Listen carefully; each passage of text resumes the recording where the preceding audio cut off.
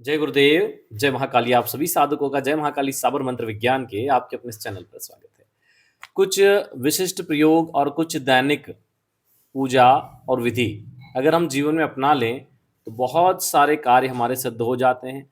कई लोगों को छोटे-छोटे कामों में ज़माने भर की परेशानियाँ आती है। छोटा-सा काम करने भी जाएँगे तो बिना रोड़े वो काम होता ही नहीं है। ठीक है?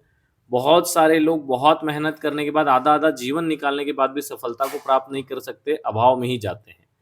क्या कारण है इन सब चीज़ों के?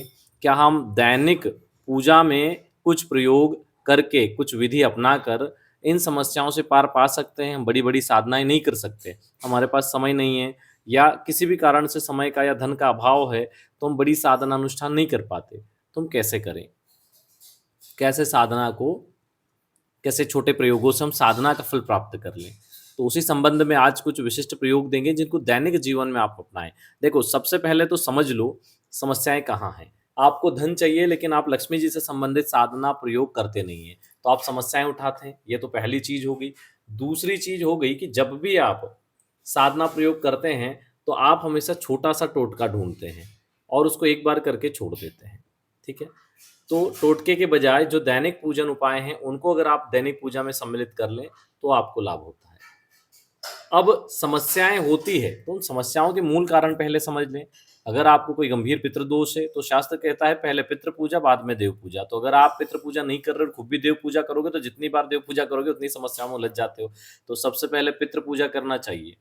शास्त्रों की अवज्ञा नहीं करनी चाहिए। सबसे पहले पितृ पूजा यानी उसके लिए पिंडदान आदि क्रिया और हो सके तो गंभीर पितृदोष हो तो नारायण नाग बलि पूजन आपको नासिक त्र्यंबकेश्वर महाराष्ट्र आदि में करवाना चाहिए। ठीक है? ये जब आपका हो जाए, उसके बाद में आपने कुंडली में अन्य कोई दोष हो तो वो देखें, उसका निवारण करें। आपकी कुंडली का नवम भाव और एकादश भाव बहुत महत्वपूर्ण है। एक भाग्य का है, दूसरा इनकम का है। अगर ये 2 भाव डिस्टर्ब हैं तो आपको हमेशा समस्या चलती रहेगी। मान लो आपके इनकम का भाव का स्वामी 12वें भाव में बैठा है, तो आप जितना कमाएँगे उतना चले जाएगा, आपके पास पैसा टिकेगा ही नहीं। तो उससे संबंधित उसका विश्लेषण करवा के समझ लेना चाहिए। यदि छठे भाव का स्वामी कमज़ोर है, तो आप कर्ज़ में चले जाते हैं। तो इसलिए जन्म कुंडली का विश्लेषण करवा के उसके अनुसार व्यक्ति उपाय करे तो ज़्यादा लाभ है। फिर भी हम कुछ दैनिक प्रयोग और उपाय ऐसे दे रहे हैं जिनको अपनी दैनिक पूजा में सम्मिलित करो और उसके लाभ उठाओ। आपकी स्क्रीन पर जो उपाय हैं उनको करो। देखो, दैनिक पूजा में जो आप स्तोत्र आदि पाठ करते हैं उसमें गणेश संकटनाशन स्तोत्र, गणेश लक्ष्मी स्तोत्र का सर्वप्रथम पाठ करें।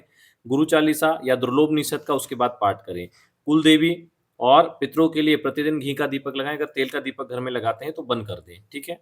घी का दीपक लगाएँ पितरों के और कुल देवी देवता के नाम से अपने पूजा स्थान में सुबह स्नान करके हल्दी सिंदूर से पूजन करें, हाथ जोड़ के प्रार्थना करें, कुल देवी देवता दीपदान स्वीकार करें, पितृ देवी देवता दीपदान स्वीकार करें और रविवार को छोड़कर प्रतिदिन पीपल को आप जल चढ़ाएँ। ओम पितृदेवाय नमः बोल के जल चढ़ा दें और हाथ जोड़ के प्रार्थना करें कि हमारे पितरों को सुख शांति, उत्तम गति, मोक्ष की प्राप्ति हो। हे भगवान पीपल देव ऐसा आशीर्वाद दें। ठीक है? शनिवार के रोज़ या तो तेल का या घी का दीपक शनिवार शाम को, अगर तेल का लगा रहे हैं तो तिल का तेल या घर में जो मीठा तेल यूज़ होता है वो, कड़वा तेल नहीं लगाना। घी का लगाएँ तो ज़्यादा अच्छा है। पीपल के पास लगा दें और घर आ जाएँ, पीछे मुड़ के ना देखें। ठीक है? माता लक्ष्मी के चित्र के समक्ष 9 बत्ती का शुद्ध घी का दीपक लगाना चाहिए। लोग कन्फ्यूज़ हो जाते हैं 9 बत्तियाँ कैसे लगाएँ? तो जो लंबी बत्ती होती है, उसको ही एक दीपक में 9 बत्तियों को एक साथ लगाकर प्रज्वलित किया जाता है। ठीक है? माता महालक्ष्मी का जो पूजन है, कुमकुम, हल्दी और शुद्ध केसर से करना चाहिए। ये दैनिक पूजन में ध्यान रखें। पीपल को जल चढ़ाने के लिए हमने बता ही दिया आपको। घर से जब भी बाहर निकलें तो दाहिना पैर बाहर निकालें। हो सके तो सुबह जब आप उठते हैं तो आपकी जो भी श्वास चल रही हो उसी तरफ, राइट चल रही है तो राइट, लेफ्ट चल रही है तो लेफ्ट, वही हाथ धरती पर रखकर अपने मस्तक पे लगाएं, धरती माता को प्रणाम करें और वही पैर आप पहले बाहर रखें। ठीक है? उठते ही अपने हाथों के दर्शन कर कराग्रे वस्ते लक्ष्मी कर मध्य सरस्वती कर मूले तु गोविंदम प्रभात कर दर्शनम करके अपने हाथों को चूम लें और अपने मस्तक पर लगा लें हथेलियों के दर्शन करके। इस प्रकार जो दैनिक उपाय हैं उनको करने से दैनिक जीवन में बहुत सारे बदलाव आते हैं। आप श्री सूक्त का लघु हवन शुक्रवार करना शुरू कर दीजिए। गणेश संकटनाशन स्तोत्र, दुर्लभोपनिषद और श्री सूक्त का प्रतिदिन पाठ करना शुरू करिए। दुर्लभोपनिषद नहीं तो गुरु चालीसा का पाठ कर लें। इस प्रकार यदि आप दैनिक पूजन, दैनिक क्रियाकलाप करते हैं तो आप अवश्य ही अपने जीवन में साधना के बराबर फल प्राप्त कर लेते हैं, यानी कि आपको अर्थ लाभ होना शुरू हो जाता है, जो समस्याएं वो दूर होना शुरू हो जाती है, लेकिन इनको करना पड़ता है।